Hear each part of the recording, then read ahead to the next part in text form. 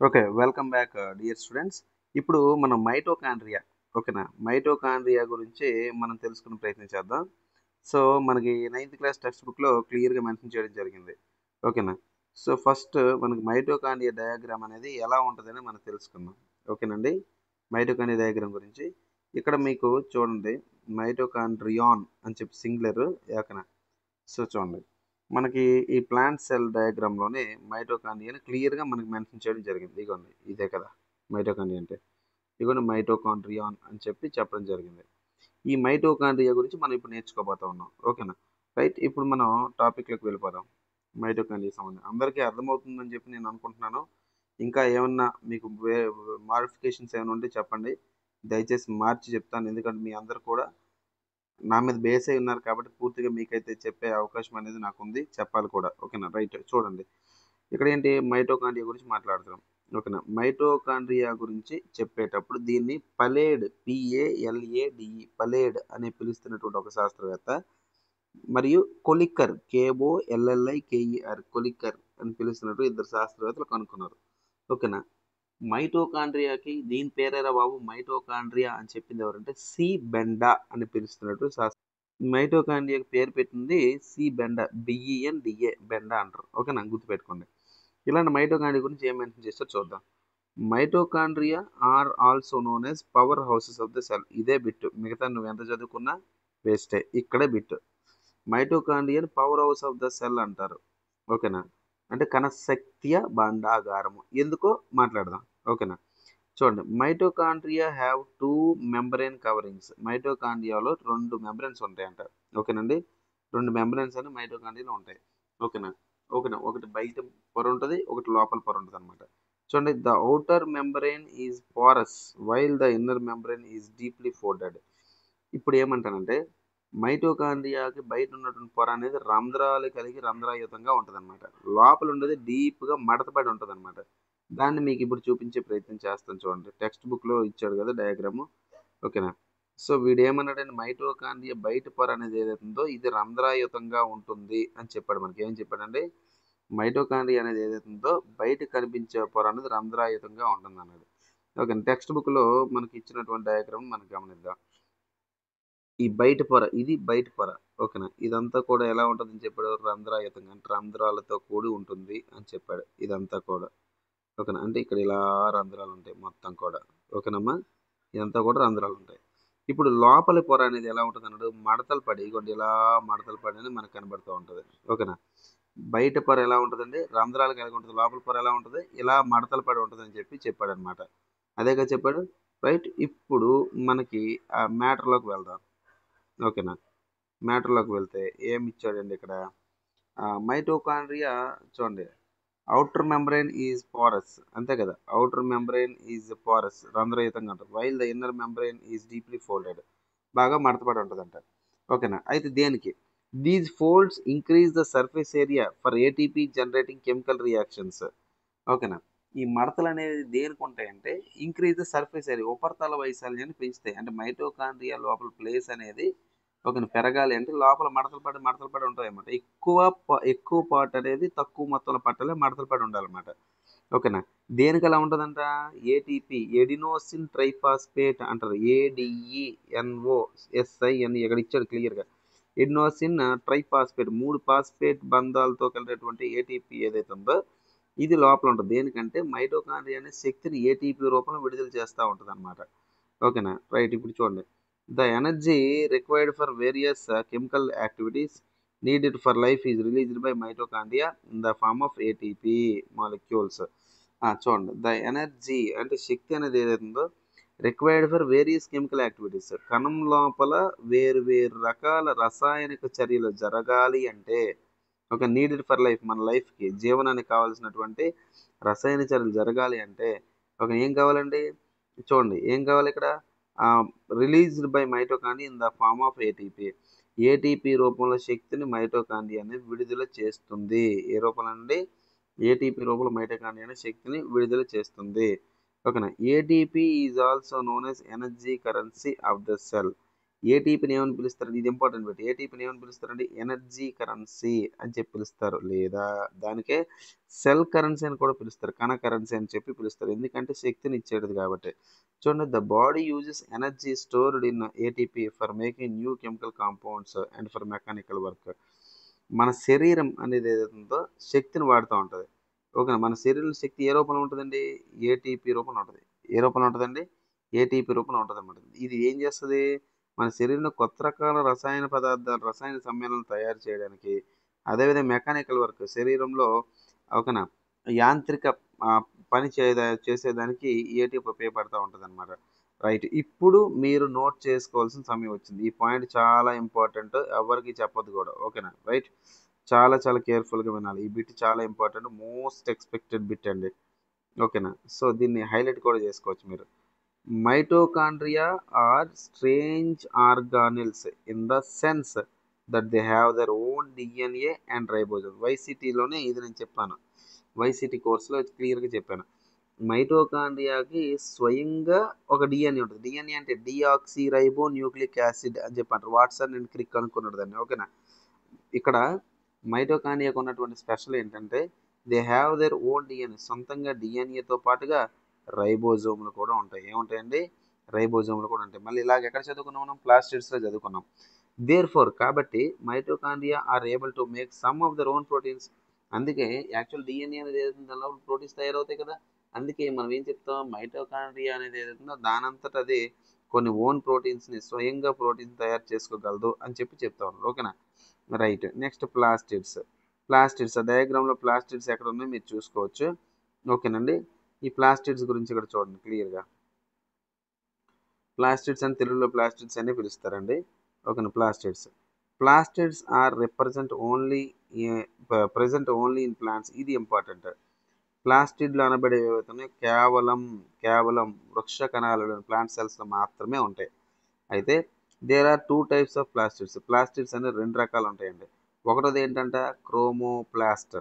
క్రోమో అంటే కలర్ అండి. ఓకేనా? ప్లాస్ట్స్ అంటే ప్లాస్టిడ్స్. క్రోమోప్లాస్ట్ అని పిలుస్తున్నటువంటి ఒక రకమైన చెందినటువంటి ప్లాస్టిడ్స్ ఉంటాయి. ఓకేనా? అవేంటి? కలర్డ్ ప్లాస్టిడ్స్, వర్ణంతో కూడినటువంటి ప్లాస్టిడ్స్. రెండోది లూకోప్లాస్ట్.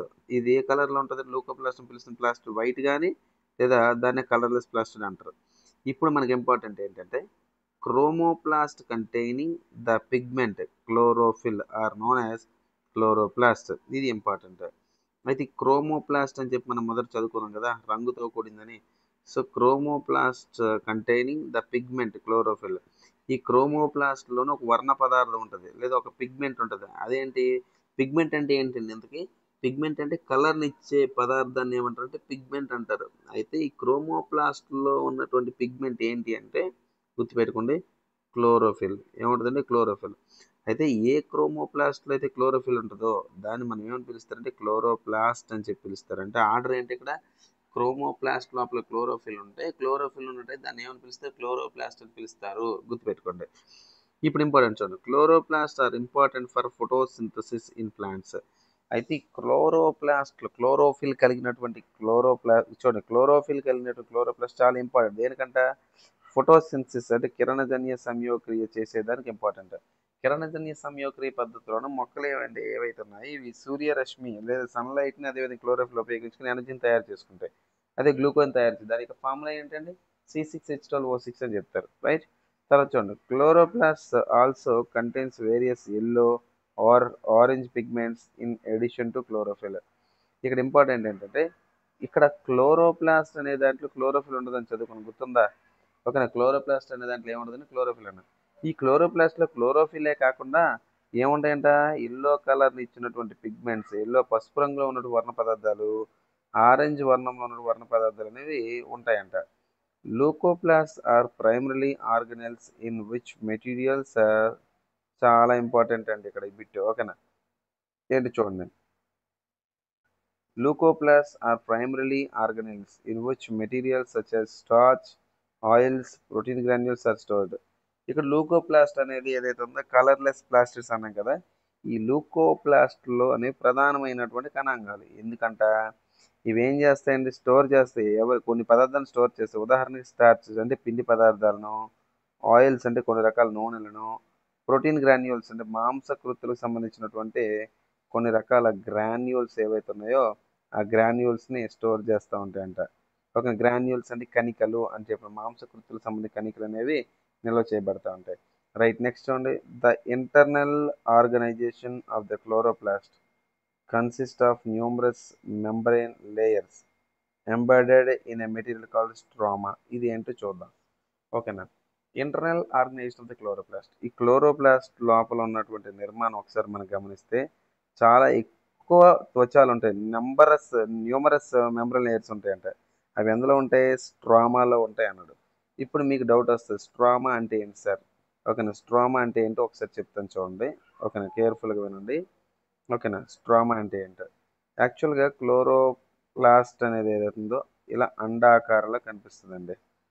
ఓకేనా, ఈ చిన్న చిన్న దొంతర్లు ఉంటాయి, వీటిని థైలకాయిడ్ దొంతర్లు అంటారు. ఓకేనా, ఇలా దొంతలు, ఈ దొంతర్లు ఏవైతే ఒకదాని మీద ఇలా ఉన్నాయి, వీటిని ఒక్కొక్క దాన్ని థైలకాయిడ్ అంటారు. ఇలా గ్రూప్ అంతా కలిపి ఉండడాన్ని మనం ఏమని పిలుస్తాం అంటే వీటిని గ్రానా అని చెప్పి పిలుస్తారు. ఏమని పిలుస్తారండి? గ్రానా, GRANA అని చెప్పి పిలుస్తారు. ఒకసారి నీట్గా డయాగ్రామ్ వేసి చూపిస్తాను అండి. ఓకేనా. సో క్లోరోప్లాస్ట్ అనేది ఏదైతుందో మనకి అండాకారంలో కనిపిస్తుంది ఇలా. ఓకేనా, ఇలా దొంతర్లో ఉండేవాడు ఒక్కొక్క దాన్ని థైలకాయిడ్ అంటారు. ఓకేనా, ఇలా అన్నిటిని కలిపి గ్రానా, GRANA అని చెప్పి గ్రానా అంటారు. ఈ గ్రానా అని పిలిచినటువంటి ఇవి ఏవైతే ఉన్నాయో వీటి మధ్యలో, ఓకేనా, ఈ క్లోరోప్లాస్ట్ మధ్యలో ఇదంతా కూడా ద్రవరూప పదార్థం ఉంటుంది. ఏముంటుందండి ఈ మధ్యలో? ద్రవరూప పదార్థం ఉంటుంది. దాన్ని ఫ్లూయిడ్ నేచర్ కలిగిన మెటీరియల్ ఉంటుంది. దీన్ని మనం ఏమని పిలుస్తామంటే స్ట్రోమా, STROMA ఏమని పిలుస్తారండి? నోట్స్ రాసుకోవచ్చు. ఓకేనా. The fluid part of the chloroplast. Chloroplast లోపల ద్రవ రూపంలో ఉన్న పదార్థం ఏదంటే స్ట్రోమా. ఏదండి? స్ట్రోమా. ఓకేనా, ఇప్పుడు ఆ స్ట్రోమా గురించి మాట్లాడదాం ఇక్కడ. ఓకేనా, చూడండి. Numerous membrane layers embedded material call stroma. Stroma అంటారు. నెక్స్ట్ ఇప్పుడు చూడండి. ఏంటి? These are similar to mitochondria in external structure. అయితే క్లోరోప్లాస్ట్ అనేది ఏదైతుందో బాహ్య నిర్మాణాన్ని చూస్తే, అంటే బయట ఉన్నటువంటి స్ట్రక్చర్ ఆకారాన్ని చూస్తే మైటోకాండ్రియా లాగా కనిపిస్తుంది. అంటే ఎవరండి? మనకి ఇక్కడ ఉన్నటువంటి ఏవి ప్లాస్టిడ్స్ అనమాట. ఓకేనా. అయితే చూడండి, లైక్ ద మైటోకాండ్రియా లాగే plastids also have their own DNA. స్వయంగా వాటికి DNA ఉంటుంది. అదేవిధంగా రైబోజోమ్స్ కూడా ఉంటాయి అనమాట. ఎందులో ఉంటాయండి? మైటోకాండ్రియాతో పాటుగా ప్లాస్టిడ్లో కూడా ఉంటాయని అర్థం. ఓకేనా, రైట్. నెక్స్ట్ రిక్తికలు అని చెప్పి ఇచ్చాడండి. రిక్తికలు అంటే ఇంగ్లీష్లో వాక్యూల్స్ అని. డయాగ్రామ్ ఒకసారి చూద్దామా? ప్రతిదీ డయాగ్రామ్ కంపేర్ చేసుకోవాలి. ఇదిగోండి, ఈ మధ్యలో మనకి ఖాళీ ప్లేస్ ఉంది, చెరువులాగా ఉంది చూసారా? ఇలా ఉంది కదండి మనకి, ఈ చెరువులాగా. చూడండి, ఇదంతా కూడా జాగ్రత్తగా చూడండి. ఈ చెరువులాగా ఉన్నటువంటి నిర్మాణం ఏదైతే ఉందో ఇదంతా కూడా మనం ఏమంటే వ్యాక్యూఓల్, VACUOLE వ్యాక్యూఓల్ అని చెప్పి పిలుస్తారు. ఇదంతా కూడా గుర్తుపెట్టుకోండి. ఓకేనా. మీరు ఇక్కడ ఒక అంశాన్ని గమనించాలి. ఏం గమనించాలంటే ఈ వ్యాక్యూఓల్ అంతా కూడా, ఓకేనా, ఏదైతే ఇక్కడ ఉన్న రిక్తిక అంతా ఉందో ఎక్కువ మొత్తంలో ఉంది. గుర్తుపెట్టుకోండి. వృక్ష కణంలో దాదాపుగా 80%, 80% రిక్తిక ఆక్యుపై చేస్తుంది స్పేస్. ఓకేనా. ఇప్పుడు ఇలాంటి రిక్తిక గురించి మాట్లాడదాం మనం. ఒక రిక్తిక గురించి పుస్తకంలో ఏమి ఇచ్చాడో తెలుసుకుందామా? ఓకేనా. ఇగోండి రిక్తిక అంటే వ్యాక్యూవల్స్ అంటారు. తెలుగు మీడియం పిల్లలకి అందరికీ అర్థమవుతుంది కదండి. ఓకేనా, చాలా జాగ్రత్తగా వినాలి మరి. ఓకేనా, చూడండి. వ్యాక్యూవల్స్ అంటే ఏమన్నా నేను? రిక్తిక అన్నాను. వ్యాక్యూవల్స్ అంటే ఏమన్నా నేను? రిక్తిక. ఓకేనా, వ్యాక్యూవల్స్ అంటే ఏమన్నాను? రిక్తిక. మరి ఈ రిక్తిక గురించి మాట్లాడుతున్నాం. ఓకేనా, రిక్తిక గురించి. Vacuoles are storage socks for solid and liquid contents. ఈ వాక్యూల్స్ లేదా రిక్తికలు అనేవి ఏవవుతున్నాయి, ఇవి స్టోరేజ్ సాక్స్ అంటే నిల్వ చేసే సంచుల్లో ఉంటాయంట. దేనికి? సాలిడ్ ఘన పదార్థాలని మరియు లిక్విడ్ కంటెంట్స్ని నిల్వ చేసేందుకు. Vacuoles are small sized in animal cells. ఈ రిక్తికలు అనేవి ఏవైతే ఉన్నాయో జంతు కణాలు చిన్నవిగా ఉంటాయి. While plant cells have very large vacuoles. వృక్ష కణాల్లో పెద్ద రిక్తికలు ఉంటాయి అన్నమాట.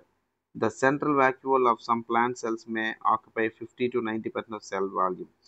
సో కొన్ని రకాల వృక్ష కణాల్లోని ఈ వాక్యూల్ రిక్తిక అనేది ఏదో 50 నుంచి 90% అనేది కణంలో ఉన్నటువంటి స్పేస్ని ఆక్యుపై చేస్తుందంట. గుర్తుపెట్టుకోండి. ఓకేనా, రైట్. తర్వాత ఈ వాక్యూల్ గురించి ఏమి ఇచ్చాడు? ఎస్ చూడండి. ఎస్ చూడండి. Each cell thus acquires the structure and ability to function. ఒక్క నిమిషం అండి, కంటిన్యూషన్ ఇక్కడ మిస్ అయినట్టు కనిపిస్తుంది. ఎస్ చూడండి. In plant cells, vacuoles are full of cell sap and provide turgidity and rigidity to the cell. వాస్తవానికి దీనికి సంబంధించిన అంశం ఒకసారి చూద్దే. ప్లాంట్ సెల్స్ అంటే కొన్ని మొక్క కణాల్లో ఉన్నటువంటి రిక్తికలు అనేవి అయితే full of cell sap. Cell sap అంటే ఏం లేదండి, ఫుల్ ఆఫ్ సెల్ సాప్ అంటే వాక్యూల్స్లో సెల్ సాప్ ఉంటుందంట. సెల్ సాప్ అంటే ఏంటి? మృత్తికా జాలం అంటే వాటరే ఉంటుందండి. ఓకేనా? And provide turgidity and rigidity cell, ఒక పర్టికులర్ ఆకారాన్ని, ఒక దృఢత్వాన్ని ఇస్తుందంట ఈ వాక్యూల్. ఎక్కడికండి? మొక్క కణాలు, వృక్ష కణాలు. Many substances of importance in the life of plant cell are stored in vacuoles. మొక్క జీవితానికి, మొక్క జీవనానికి కావాల్సిన కొన్ని ప్రధానమైన పదార్థాలు నిల్వ చేస్తాయంట. సో ఈ పాయింట్ నుంచి మనం ఎలాంటి బిట్టు ఎక్స్పెక్ట్ చేయవసరం లేదు. These include amino acids, sugars, various organic acids and some proteins. ఇది ఇంపార్టెంట్. ఏంటంట? యాక్చువల్గా కొన్ని రకాల పదార్థాలని నిల్వ చేస్తాను కదా, అవి ఏంటనుకున్నారు? వాస్తవానికి ఒకటోది అమైనో యాసిడ్స్, అమైనో ఆమ్లాలు నిల్వ చేస్తాయంట. షుగర్స్, చక్కెరలు నిల్వ చేస్తాయంట.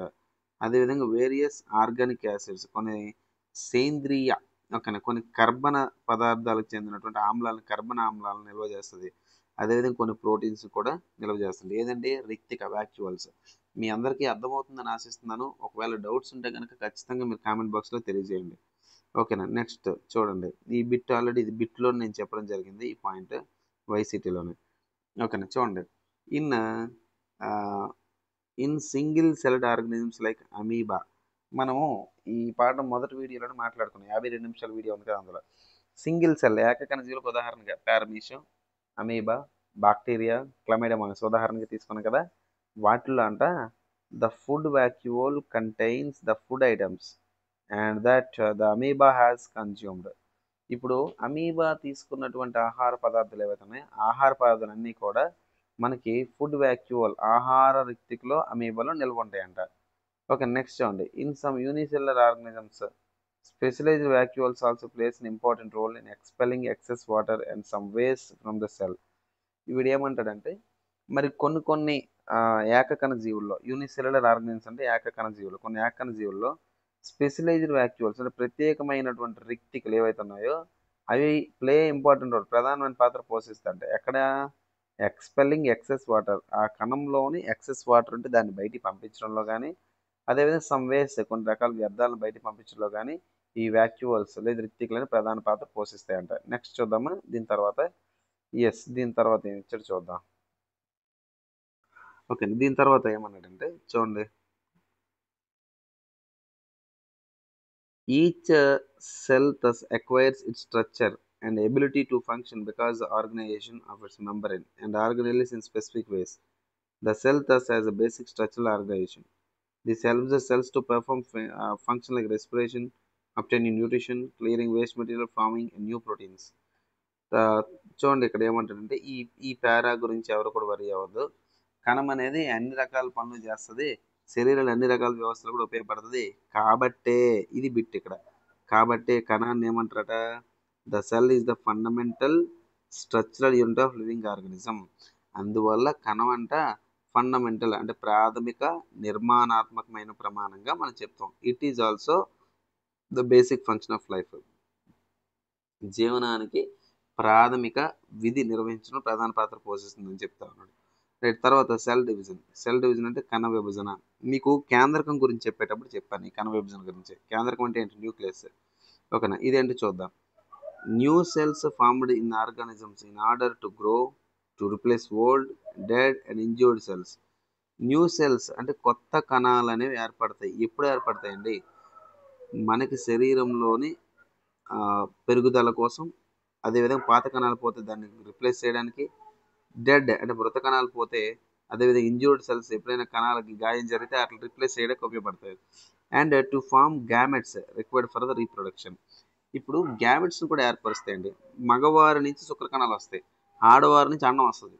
ఈ రెండు కూడా మగవారి నుంచి వచ్చే శుక్ర కణాన్ని గ్యామెట్స్, ఓకేనా, గ్యామెట్స్ అని చెప్పి పిలుస్తారండి. బీజ కణాలు, పురుష బీజ కణాలు, స్త్రీ బీజ కణాలు కూడా ఏర్పడటానికి ఉపయోగపడుతూ ఉంటాయి. ఎందుకంటే కణం అనేసరికి శుక్ర కణం కూడా కణమే, అందం కూడా ఒక కణమే, ఓకేనా.